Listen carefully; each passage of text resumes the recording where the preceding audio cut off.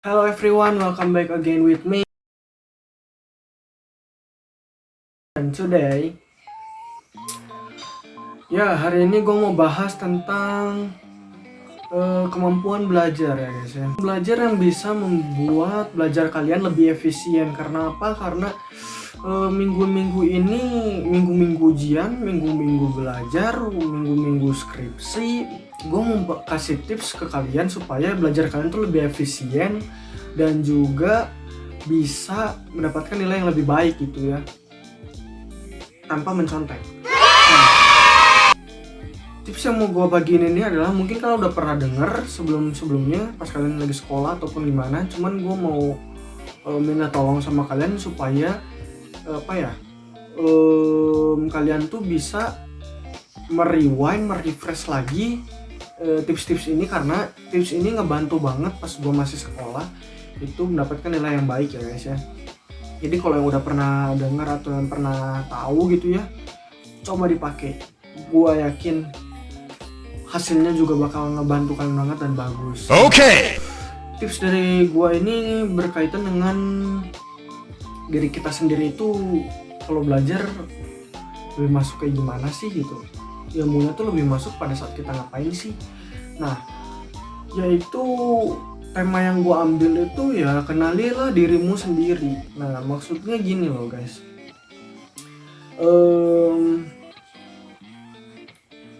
Pas gue dulu masih sekolah, gue dikasih tahu kalau misalnya manusia itu punya 3 aspek yang ngebantu tentang pembelajaran. Yang 3 aspek itu adalah kemampuan setiap orang menerima atau menangkap ataupun menyerap ilmu ya guys. Yang pertama itu adalah audio, yang pertama adalah visual, yang kedua adalah visual, yang ketiga adalah kinestetik.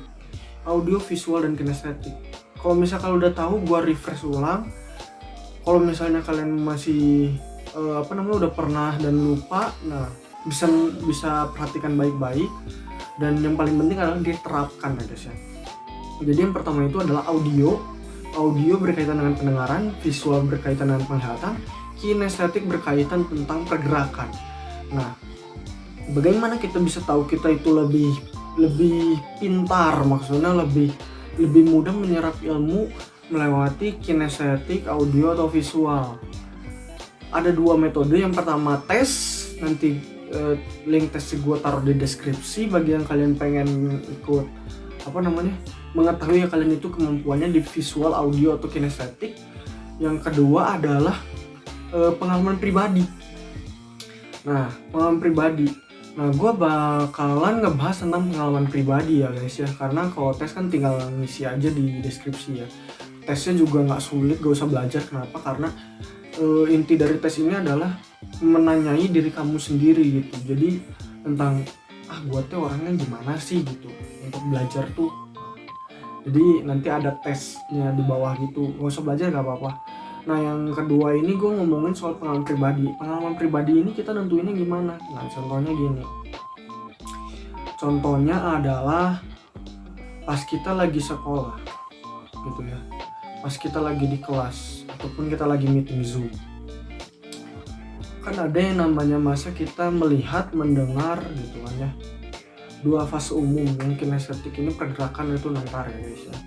Nah, ada yang anaknya lebih gampang ingat ketika visual, dan dia mengingat sesuatu tuh lewat penglihatan. Misal guru lagi terangin di papan tulis atau di mana lagi jelasin, dia lihat gerak-gerik gurunya ngomong gitu, atau misalnya apa dia nangkep.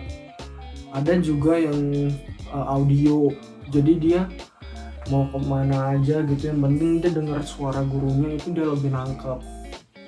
Nah, buat ngebantunya gimana sih? Nah, buat ngebantunya tuh simple guys, mencatat. Kalian yang gak suka ngecatat ya, mulailah kebiasaan mencatat. Catatnya kalian gak ribet kok. Catatnya cuma kalian dengerin, kalian lihat guru kalian ngomong apa gitu, ngejelasin apa, terus kalian catat, tuangin di buku. Jadi kayak perkataannya tuh ditulis di buku kayak gitu doang. Jadi gak usah mikir, tinggal catat doang gitu. Nah, kaitannya mencatat audio, visual, dan kinestetik. Nah, kaitannya gini guys. Em, Kalau misalnya dari pengalaman pribadi gue gini, gue lihat guru gue ngomong apa, oh iya tertarik gitu ya, menarik gitu, wah gue keinget tuh. Kayak misalnya waktu itu guru sejarah gue lagi ceritain tentang Ken Arok dan Ken Dedes, atau apa ya, cerita tentang sejarah dulu tuh G30 SPKI, atau misalnya yang ngomongin soal sejarah yang lama yang ada apa namanya di Gunung Bukit sana, yang di zamannya dulu tuh yang diculik-culik gitu, yang dimasukin ke sumur gitu kan ya. Ya itu pokoknya cerita bersejarah lah gitu. Gua lihat, gua fokus, wih gua nangkep ternyata gitu kan ya. Nah terus gua catet gitu, atau enggak gua denger gitu kan dari orang-orang bilangnya, lu tahu nggak sih kalau misalnya gini bakal gini. Nah, itu lu denger, itu lu catet gitu ya, lu catet gitu kan. Atau misalnya pas gua dulu pas belajar Photoshop atau apa gitu kan, gua lihat, gua dengar, gua catet gitu kan. Fungsinya nyatet itu apa sih? Fungsinya penting banget guys. Fungsi nyatet itu adalah mereview kembali apa yang dikatakan oleh guru itu dan kejadian yang pernah terlalui pada hari itu. Contohnya belajar lebih gampangnya tuh audio gini guys. Jadi kalian udah dengerin si gurunya kan, kalau audio ya. Kalau audio kalian dengerin gurunya ngomong apa, kalian catat. Nah nanti di rumah kalian tuh ucapin kata-kata yang ada di buku itu, terus lo record pakai HP, lo rekam gitu. Nah jadi nanti pas lo lagi belajar atau sebelum tidur lo dengerin. Nah nanti lebih masuk jadinya guys. Gitu. Itu tips buat audio ya guys ya. Nah kalau tipsnya buat visual, lo bisa mulai dari apa ya? Lu baca-baca buku novel, komik atau apa, kalian tuh kayak keinget gitu momen-momen yang kemarin, so sweet banget misalnya kayak gitu-gitu ya. Nah jadi kalau misalkan visual itu gimana caranya supaya kalian tuh efektif. Kalian itu kalau visual, kalian tuh harus apa ya, baca itu tulisan itu sama kayak suatu perjalanan peristiwa gitu ya guys. Kayak misalnya kalian tuh terjun dalam cerita itu, misalnya jadi kayak cerita kayak misalnya drama atau apa ya. Misalnya gini, gue tuh pernah baca buku tentang lapisan bumi gitu ya guys. Jadi kayak tahun segini gini bumi kita gini. Jadi tuh merasa kita tuh apa ya, terjun dalam itu tulisan gitu. Kayak misalnya membayangkan kalau misalnya kita sedang mengeksplor galaksi, sedang apa gitu. Jadi imajinasi gitu loh guys. Jadi kalian masuk, intinya tuh kalian terjun ke dalam peristiwa itu visual. Kayak misalnya gue denger tentang kemarin guru sejarah gue bilang tentang yang penculikan pas zamannya Pak Soeharto 98, kerusuhan itu. Gue tuh kayak membayangkan gue tuh dalam sana gitu. Jadi visual tuh pembayangannya tuh dapat gitu guys di situ. Jadi tuh kalian bisa bantu banget kalian belajar. Nah kalau kinestetik, itu pergerakan guys. Jadi identik dengan pergerakan. Jadi kinestetik itu tahap lanjutan dari audio dan visual. Kayak yang penting dia gerak, pasti dia lebih nangkep. Pernah gak sih teman-teman kalian kayak gini, kok lu belajar gak bisa diem sih? Kok lu belajar sembari jalan-jalan sih? Kok belajar sembari gini sih, metikin jari kek? Lu tuh kok belajar sembari lihat sana lihat sini nggak tenang kek, sembari gerak-gerakin kaki. Nah itu orang itu kinestetik guys. Kenapa? Karena mereka tuh dengan pergerakan yang mereka lakukan, gerakin kaki, cepet-cepet gini, metikin jari tangan gitu kan ya. Terus dia lihat sana sini nggak bisa diem, terus gini gimana mainin meja, mainin pulpen kayak gitu. Mereka tuh lebih nangkep. Nah jadi itu beberapa tips untuk kinestetik ya. Kalau misalnya lu lagi di ruangan gitu ya, lagi di kelas gitu ya, gue saranin pen spinning atau enggak gerakin kaki, tapi jangan dikelantain gini, duk kan berisik ya. Jadi lu agak apungin dan tempo kaki lu gerakin gini. Kan ada cewek yang belajar sembari gini gitu ya, kayak gitu.